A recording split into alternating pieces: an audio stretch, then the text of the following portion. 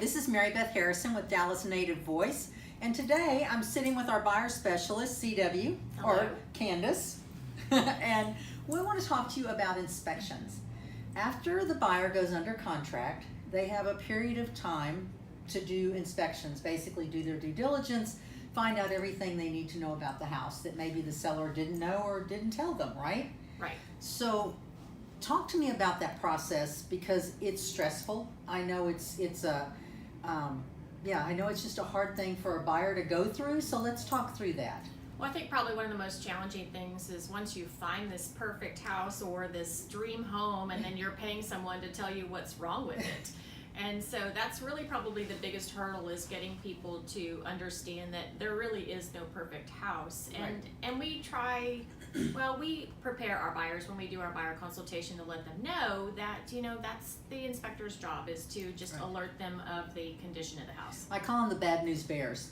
They're not there to say you've bought a great house, you've made a great choice. They're there just to point out all the things that are defective. And maybe not in a bad way, just kind of FYI, right? That exactly.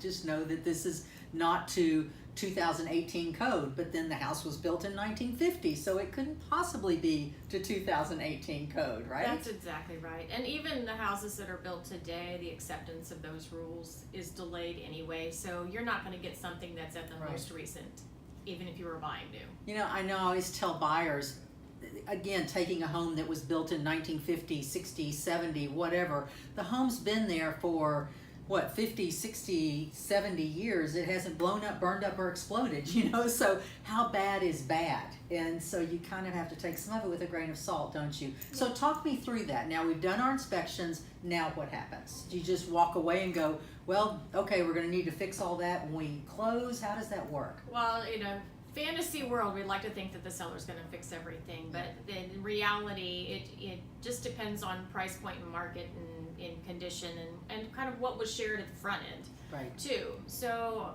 my approach with the clients is really got to follow your gut, right? So if something's really bothering you, then that's either needs to be addressed with the seller fixing it, or you fixing it, or maybe the seller gives you money, or maybe it's a combination of both. But it boils down to, what are you willing to live with, and who's going to pay for the rest? Right.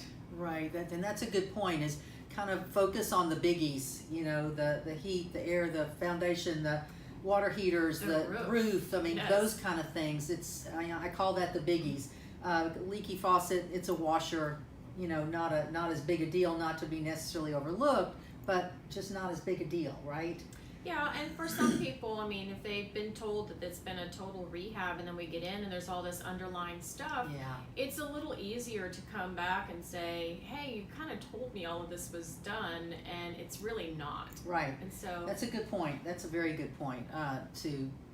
Your level of expectation when you walk in to what you see, right? So once we gather all that, then we pull together an amendment, potentially. Not always. Sometimes the house was priced accordingly, but you pull it together an amendment and ask the seller to deal with things, or you ask for some money so you can deal with them, or sometimes you do a little bit of both. And, so that's really kind of the basics of it. Okay, all right, well, great. Hopefully that calms that situation down a little bit for the buyer. I think so many times if we just know what to expect, then we're okay with it. It's when we walk into something blind that I think makes this a little bit more difficult. So thanks for listening today. We go where you are. You can find us on all the social media platforms and at dallasnative.com. And thanks for listening.